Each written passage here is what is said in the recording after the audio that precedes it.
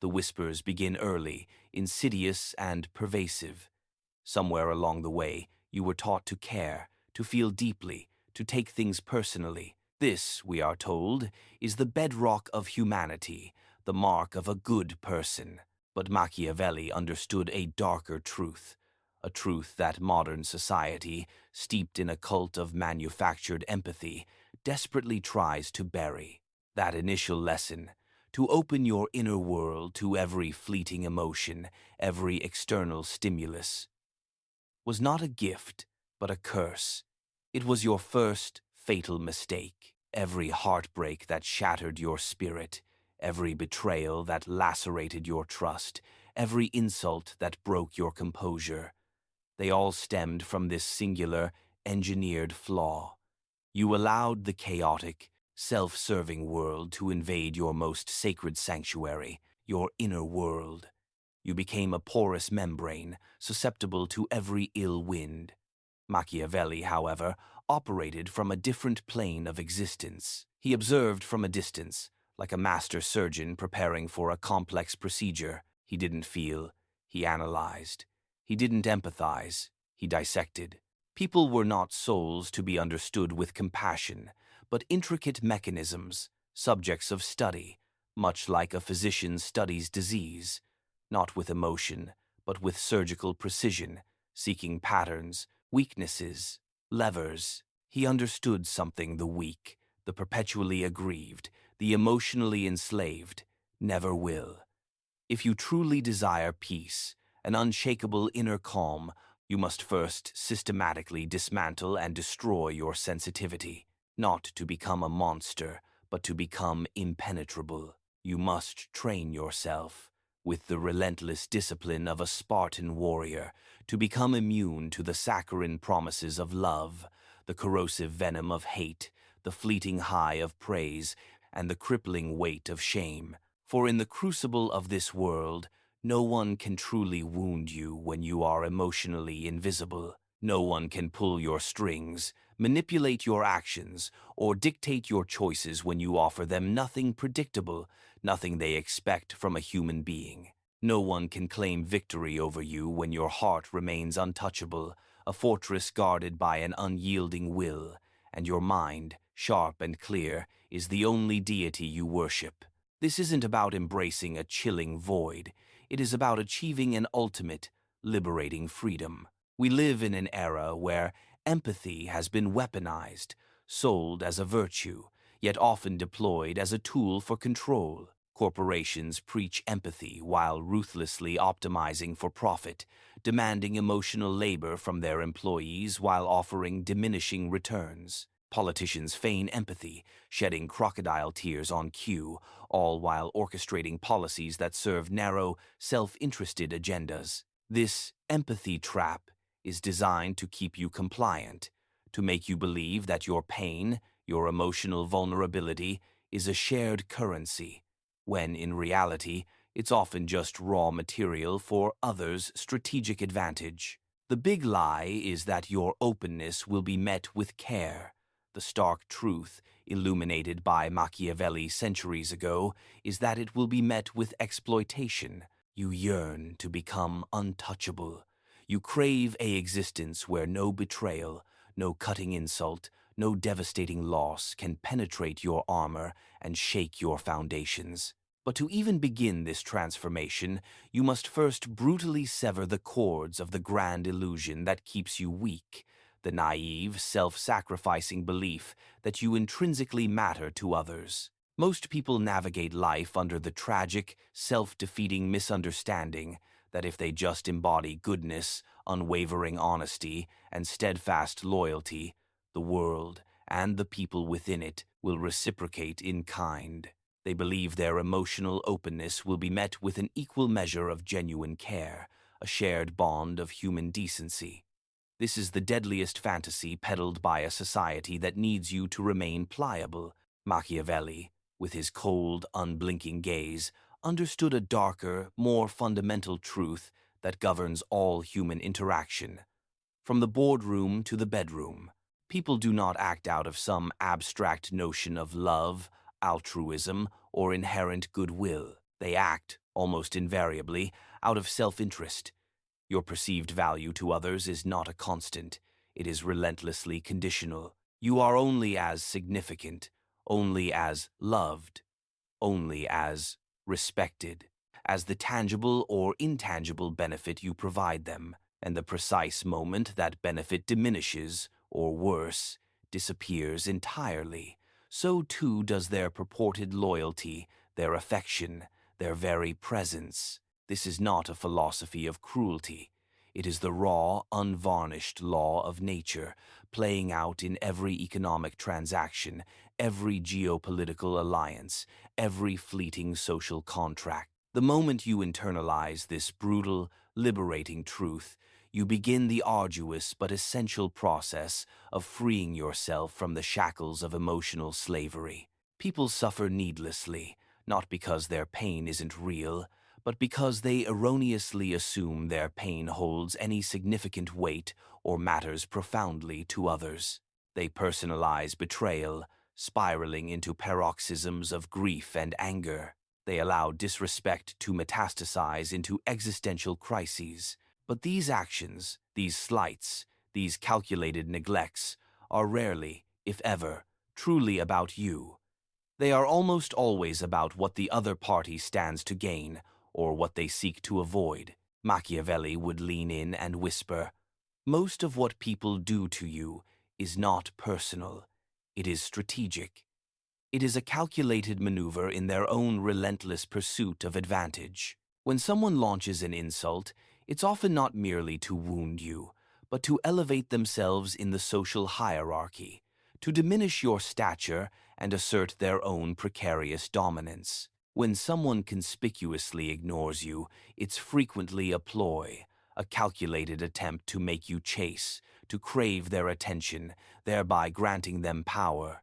When someone weaves a web of lies, it's not because they enjoy deceit, but because the unvarnished truth simply does not serve their immediate, self-serving purpose. And here lies the critical vulnerability, the Achilles heel of the emotionally untrained. When you react, when you allow anger to consume you, offense to sting you, or heartbreak to break you, you inadvertently hand them the ultimate weapon. You give them power. They perceive your weakness, a clear signal that they can reach you, that your emotional core is exposed and vulnerable. This is the fundamental blueprint of control. Find the trigger, pull it, and observe the desired response.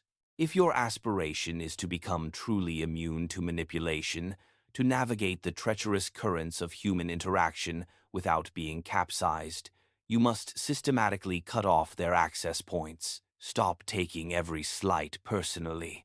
Stop clinging to the naive expectation of fairness in a world governed by power.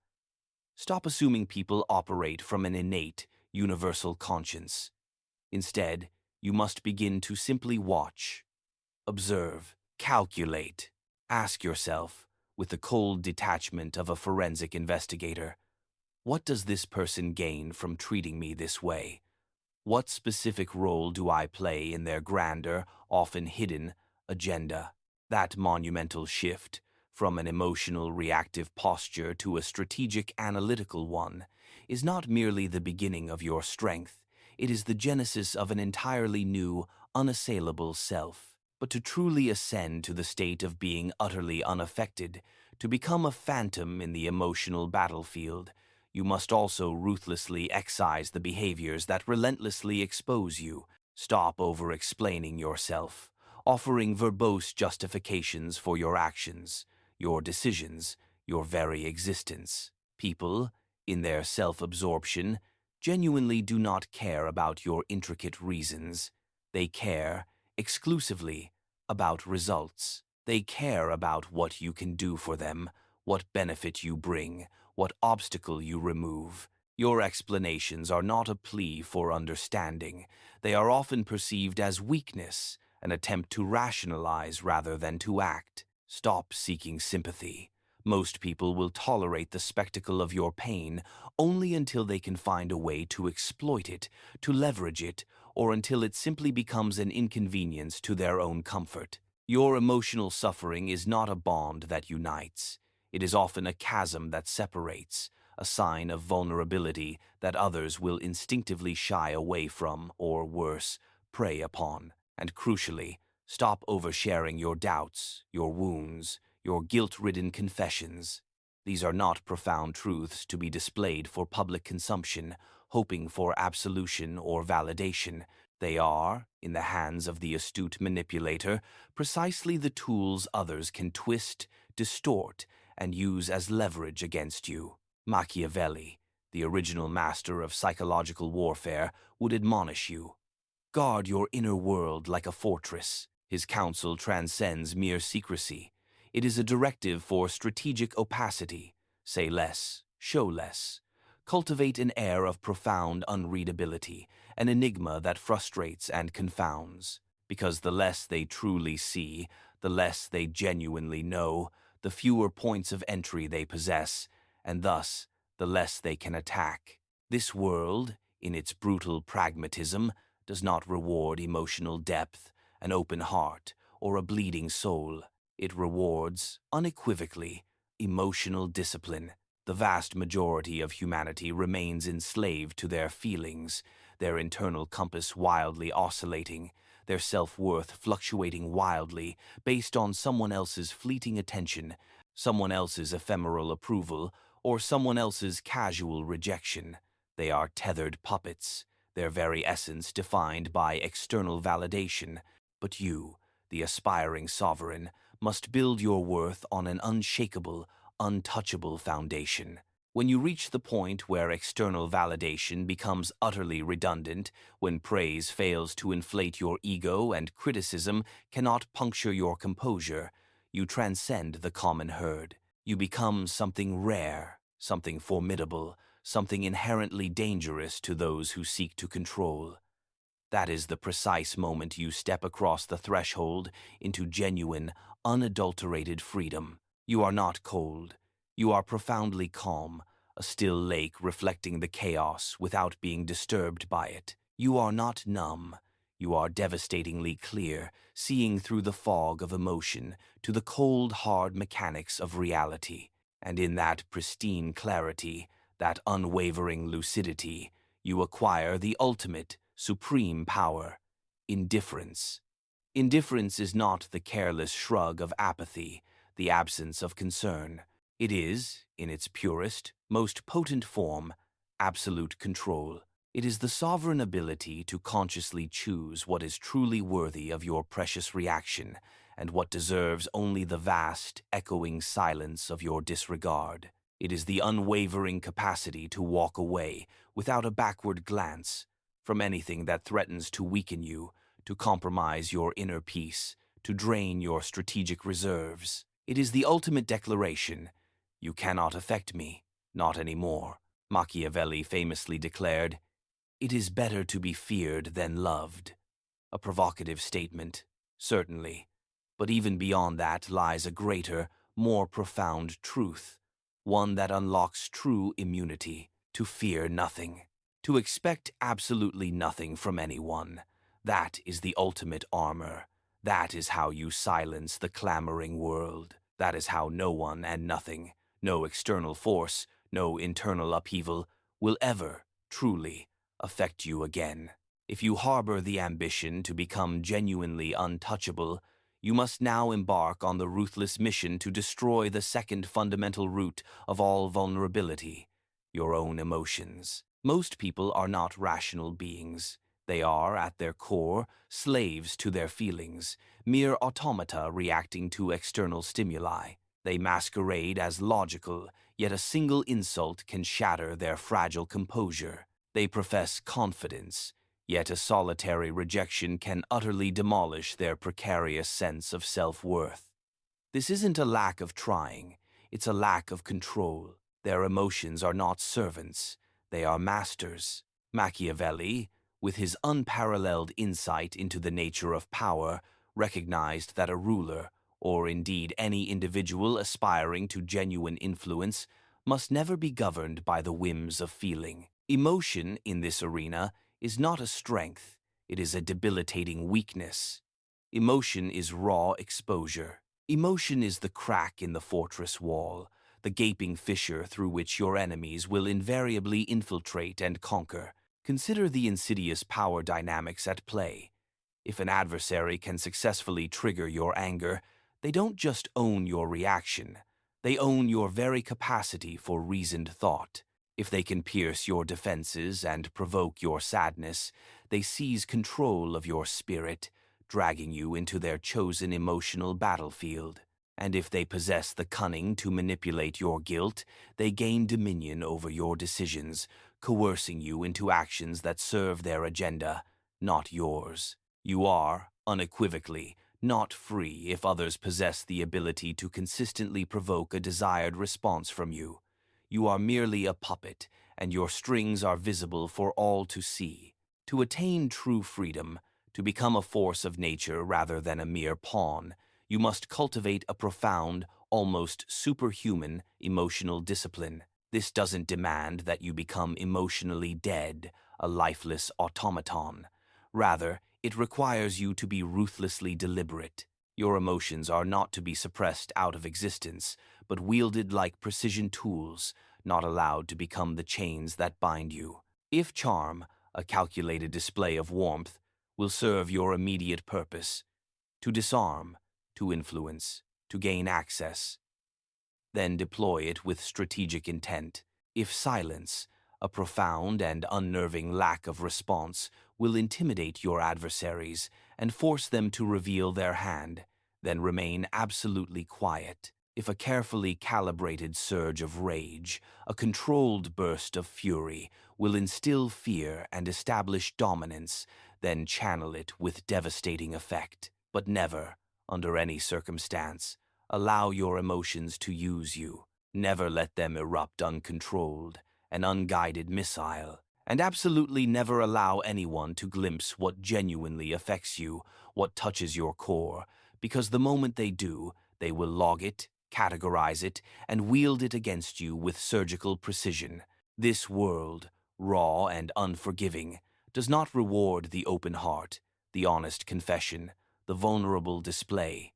It ruthlessly punishes it. Instead, it showers rewards upon composure, upon enigmatic mystery, upon the ironclad self-mastery that frustrates prediction.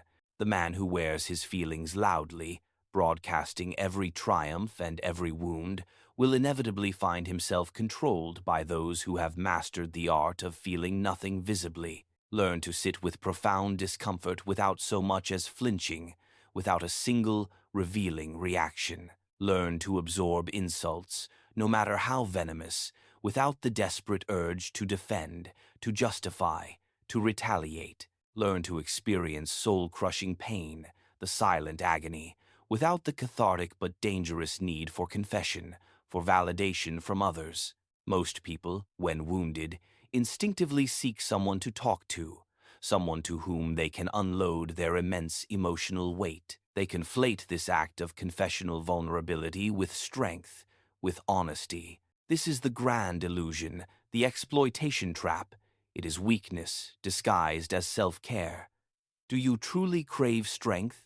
Then carry your own pain, systematically fix your own internal chaos. Retreat into the sanctuary of silence and meticulously rebuild your mind, piece by piece, in absolute privacy. There is no honor in public vulnerability.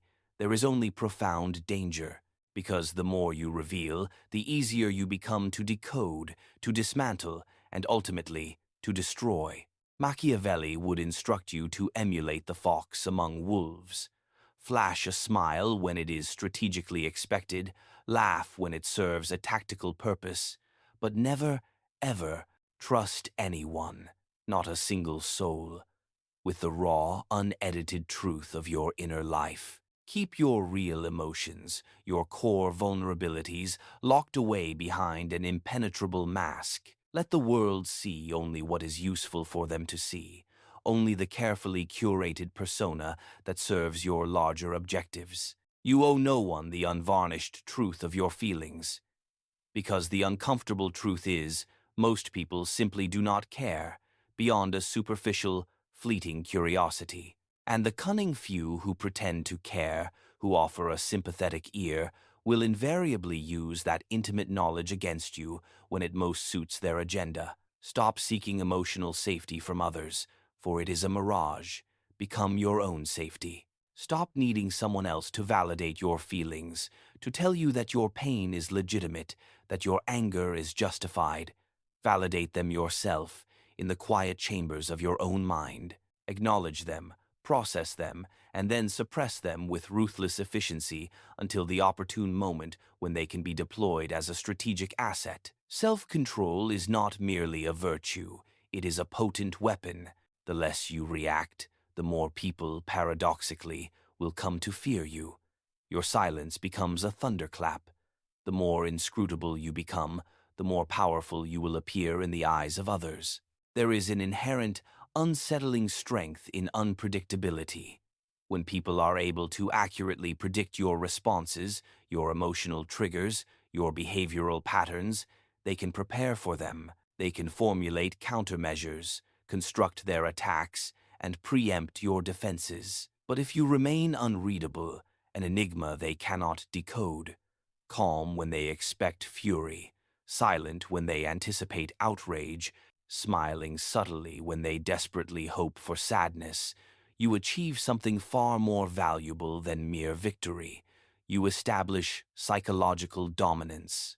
You become a mystery they cannot unravel, a riddle without a solution. And in that disorienting confusion, they lose their crucial edge, their strategic advantage. The key to this transformation is relentless, unwavering training. Emotional detachment is not a natural state for most. It is a sophisticated skill, painstakingly built through repetition, through deliberate practice, and through an unyielding commitment to self-discipline.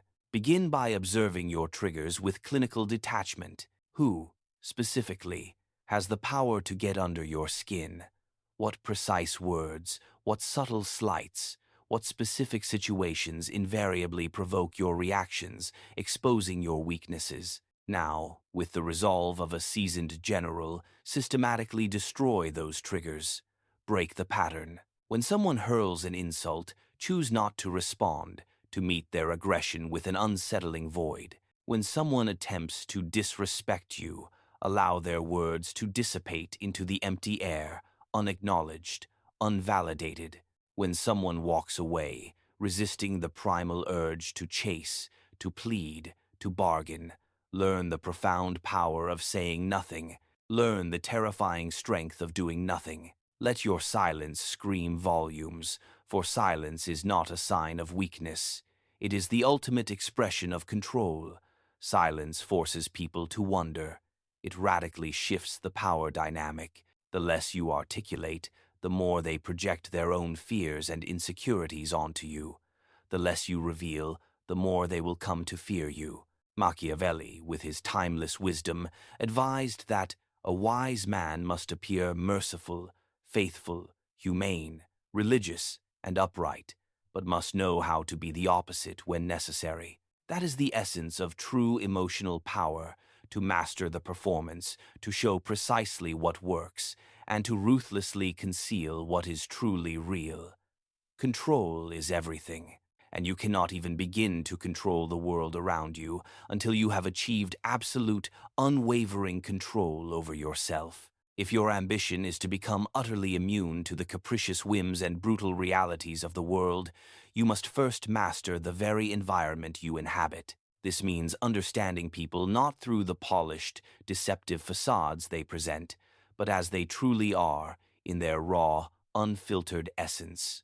Most people walk through life blindfolded, clinging desperately to the illusions of masks and performances. They accept words at face value, judging individuals by their superficial expressions. They tragically mistake politeness for genuine loyalty, interpret flattery as authentic respect, and conflate fleeting emotions with immutable truths. But Machiavelli, with his unparalleled clarity, possessed a deeper, more unsettling insight. He understood that the vast majority of humanity is driven by a potent, often unacknowledged cocktail of ambition, deep-seated fear, insatiable greed, or desperate necessity. Even when they flash a disarming smile, even when they shower you with seemingly sincere compliments, their internal calculus is relentlessly churning, weighing costs and benefits, strategizing for advantage. Everyone you encounter, every supposed friend,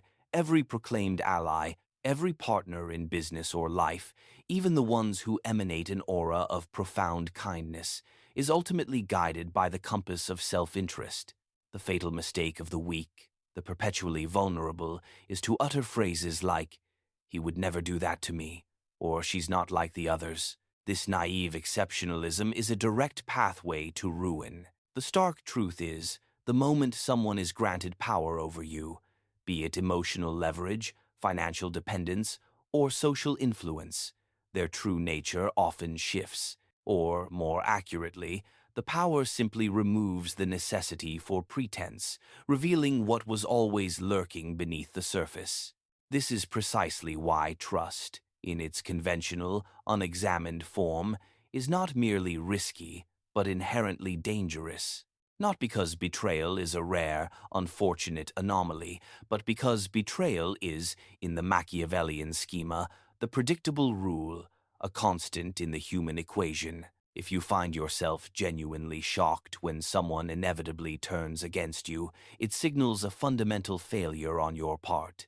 You never truly understood them or the ruthless game they were playing. A Machiavellian mind doesn't merely anticipate betrayal, it expects it, it plans for it. It often finds ways to strategically use it to its own advantage. You must stop judging people by the ephemeral, often deceptive, currency of their words. Instead, shift your focus entirely to their unwavering patterns of behavior. Do not ask, "What is this person saying?" Ask, with a clinical dispassion, "What are they deliberately avoiding saying? What truths are they trying to obscure?" Do not inquire, "Do they like me?" Instead, demand of yourself, "What do they truly want from me? What resource, what connection, what advantage do I represent?" Every smile, however genuine it may appear, hides a need. Every word of praise, however comforting, conceals a motive. Once you meticulously train your mind to operate within this framework, to perceive reality through this unblinking lens, you will transcend disappointment. You will no longer be blindsided by the inevitable. You will shed the crippling cloak of naivete. This transformation is not about succumbing to paranoia. It is about cultivating hyperperception, an acute awareness of the hidden currents that drive human action. You must become the kind of individual who listens with the profound silence of a predator and watches with the strategic distance of a chess master. For the vast majority of what is truly real, what truly matters, is never articulated aloud. People reveal their authentic selves in the subtle micro-moments, in the careless way they gossip about others, in the dismissive manner they treat those deemed to have no status, in the barely concealed envy that flickers in their eyes when you achieve success. Learn to listen for the chilling subtext beneath the polite veneer. Learn to detect the subtle threads of emotional leverage they are attempting to weave. When someone declares, with theatrical flourish, "I care about you," force yourself to ask, what, precisely, do they stand to gain from caring? What is the unseen exchange? When someone makes the grand, sweeping promise, "I'll never leave," immediately counter with the cold, hard question, what happens when staying becomes inconvenient, when the cost-benefit analysis shifts against them? This isn't cynicism, it is the purest form of clarity. The world, in its collective fragility, will undoubtedly attempt to shame you for thinking this way. They will brand you as cold, untrusting, bitter. Let them. Their accusations are not a judgment of your character, but a testament to their own fear. They fear what they cannot fool, what they cannot manipulate, what they cannot ensnare in their web of emotional illusion. A mind unclouded by sentiment, a mind armed with strategic clarity, cannot be manipulated. And that, above all else, terrifies the people who rely on confusion, on sentimentality, on emotional chaos to control others. To embrace the Machiavellian ethos is not to completely reject human connection. It is to master it, to control it with absolute precision. It is to consciously decide who merits your invaluable attention, who earns a measured degree of access to your inner sanctum, and who receives absolutely nothing. You do not owe your trust to anyone. It is a privilege that must be painstakingly earned, slowly, painstakingly, and it can be lost in an instant. Set traps of silence. Test their loyalty through calculated trials. Offer nothing you cannot afford to lose without a trace of regret. And always, always remember the cardinal rule: the person who knows less loses. In every room, in every negotiation, in every interaction, know more than you say, and say far less than you think. Let others, in their arrogance, underestimate you. This is not a weakness. It is a profound strategic advantage. It makes them careless, prone to overreach and miscalculation. Let them assume you are weak, naive, or easily swayed. This perception grants you the invaluable upper hand, allowing you to observe, to plan, to strike from the shadows.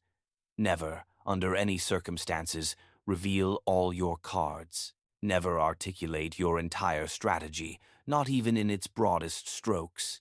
Make your life a riddle, hard for anyone to read, and your thoughts an impenetrable fortress, even harder to predict.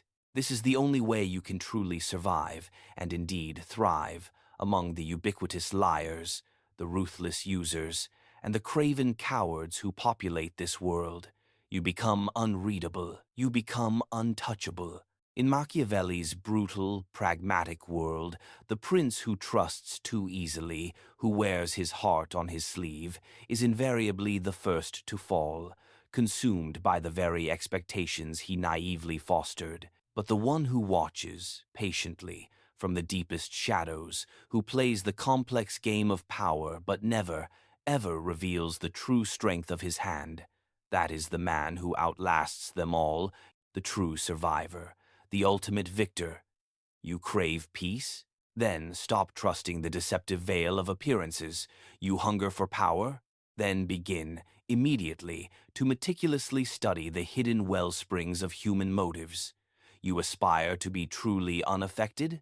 Then learn to anticipate and predict betrayal long before it even begins to materialize. The man who sees what is coming, who anticipates the treacherous currents, is the one who never bleeds. And that man, that unshakable, perceptive, and utterly self-reliant being, is who you must, without equivocation, become. If you are to reach the final, ultimate stage of being unaffected, to achieve a state of true immunity, you must now confront and systematically dismantle the most dangerous vulnerability of all: emotional dependency. Most people, tragically, do not even comprehend the profound depth of their reliance on others for their very sense of self. They base their entire worth, their identity, on how they are perceived by others, how they are treated, the quantity of attention or affection they manage to extract. And when that external validation, that lifeblood of their fragile ego, inevitably disappears, they don't just falter, they collapse, they panic, they chase, they beg, desperate for the external fix. This is not love, not connection, not even genuine human bonding. This is addiction, pure and simple, and it renders you a slave. Machiavelli, with his characteristic bluntness, would declare that the man who bases his self-worth on the affection of others will forever remain their servant. He will betray his own principles, abandon his deepest convictions, simply to cling to their approval. He will sacrifice reason, logic, and self-respect for the fleeting drug of attention, and, most fatally, he will willingly surrender his innate power for the hollow illusion of belonging.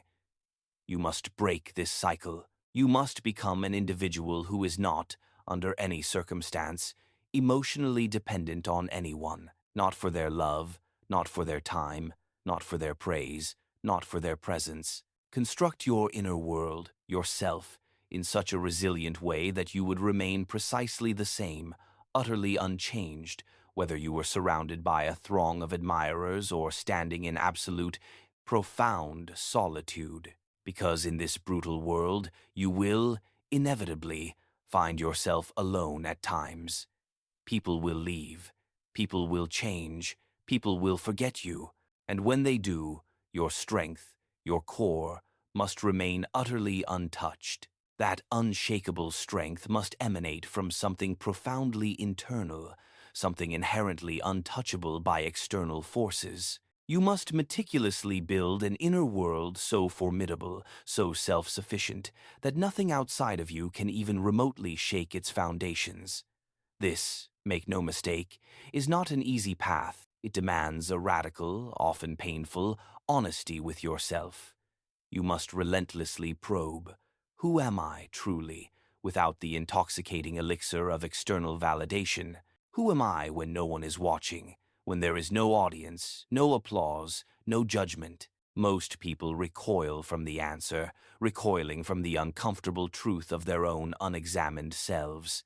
That is precisely why they endlessly chase distractions, shallow relationships, fleeting attention, hollow praise, constant noise.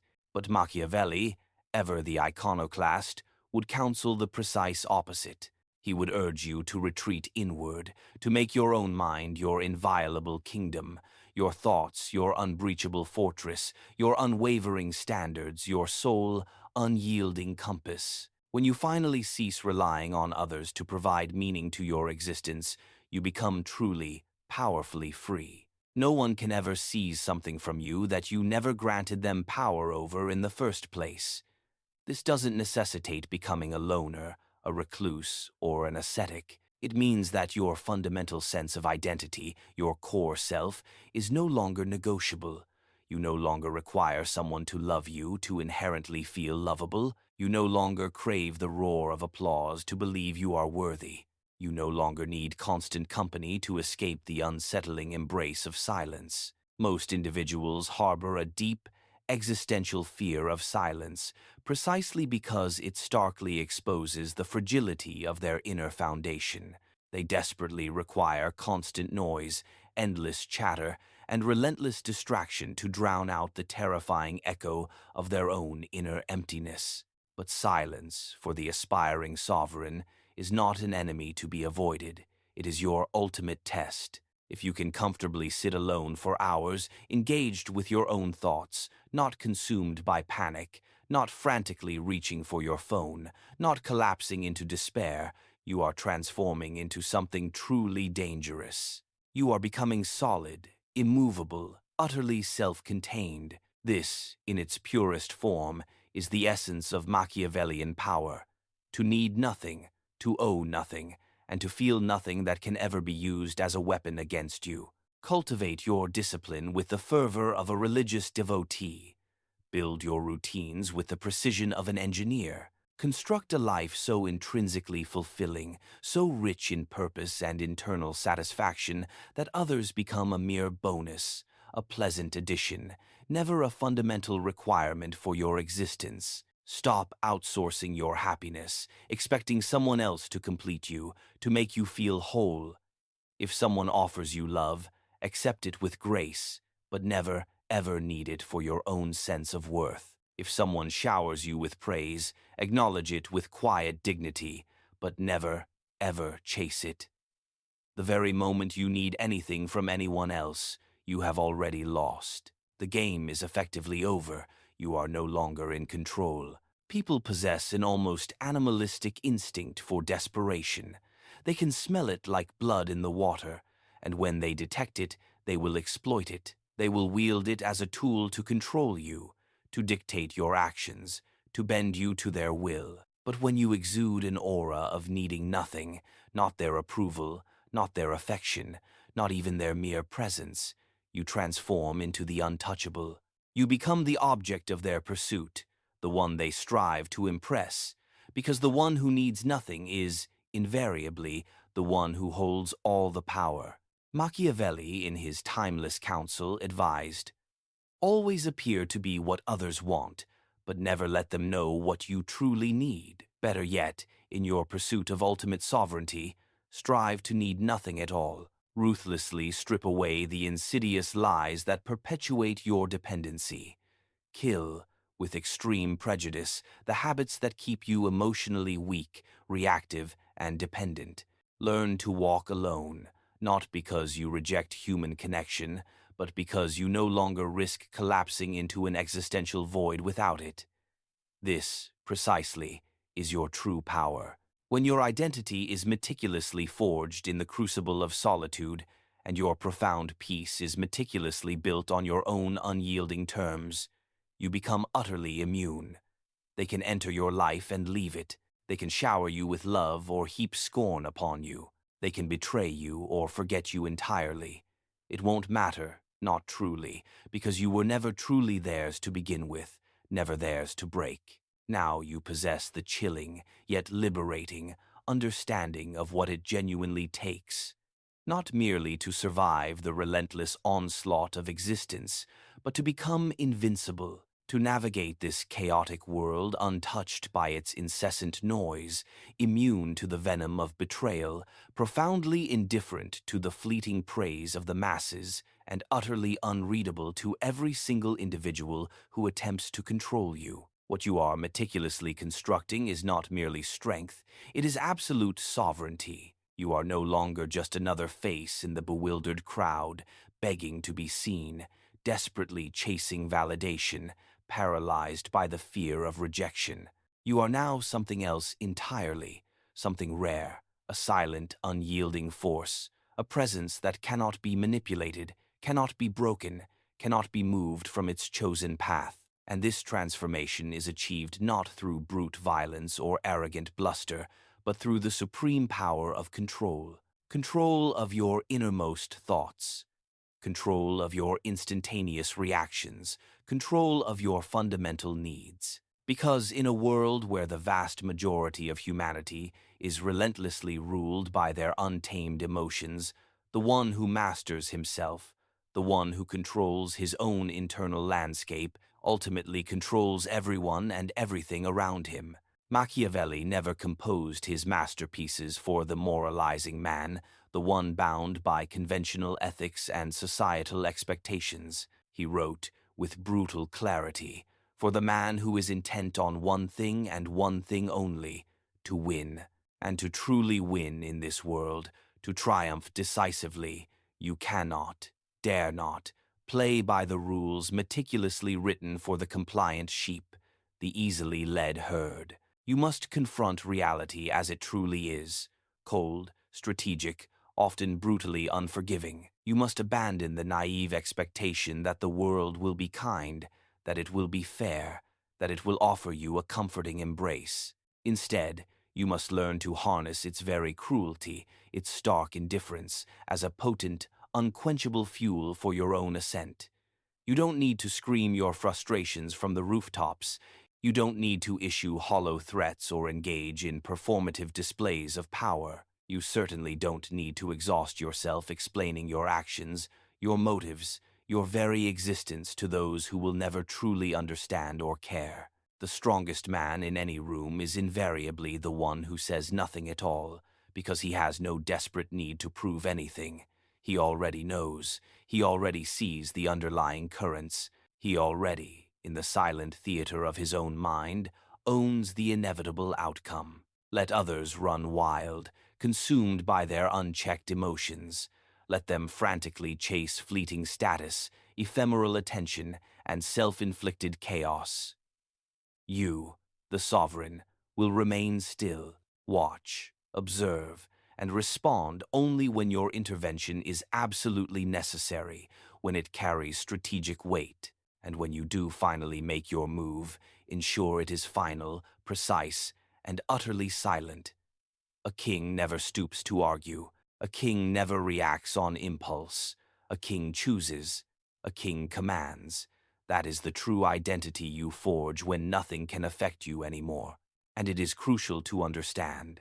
Being unaffected does not imply a void, an absence of feeling, an emotional deadness. It means you exercise absolute, sovereign control over what truly deserves your precious emotion and what warrants only the vast, echoing expanse of your silence. It means your internal mood, your emotional state, is no longer dictated by the transient opinions or fleeting actions of people who, in the grand scheme, do not matter to your core purpose. It means your critical decisions are no longer shaped by paralyzing fear, corrosive guilt, or insatiable desire. It means your profound peace is not a prize bestowed upon you by external forces. It is a meticulously constructed throne that you, and you alone, have built for yourself, brick by unyielding brick. There will be those, inevitably, who will attempt to drag you back into the comforting mire of weakness. They will whisper, "You've changed, you're too distant, you're too cold, too selfish." Let them speak. Let their accusations fall away like dust. Let them choke on the burdensome expectations you never agreed to carry, the emotional labor you have now wisely refused. You do not owe anyone your vulnerability. You do not owe anyone your hard-won peace. Your life is not a service designed for the emotional comfort of others. It is, and always has been, a brutal battlefield, and you are now, finally, supremely trained for war. Every insult ignored, every betrayal anticipated, every loss endured in the stoic chambers of silence. These are the trials that have forged you. You are now untouchable because you made a conscious, unwavering choice to become so, through the relentless application of discipline, through the decisive rejection of emotional slavery, through a brutal, unblinking honesty with yourself. You killed your inherent weakness, your raw vulnerability, before the world could seize upon it and wield it against you. And that, in its profoundest sense, is true freedom. Machiavelli once observed that it is better to be feared than loved. But what he truly, deeply meant was this: it is better to be in absolute control, better to be impeccably prepared, better to be utterly immune, because love, however passionate, inevitably fades. Loyalty, however strong, eventually breaks under pressure. But control, that lasts. Control is the very root, the unyielding foundation of all power. And now, finally, you possess it. You are no longer the man who breaks at the first sign of chaos, the one who falters under pressure. You are the one who walks directly into the heart of the storm, unaffected, calm, cold, and utterly certain. You are not moved by storms. You are the storm. No one and nothing will ever affect you again.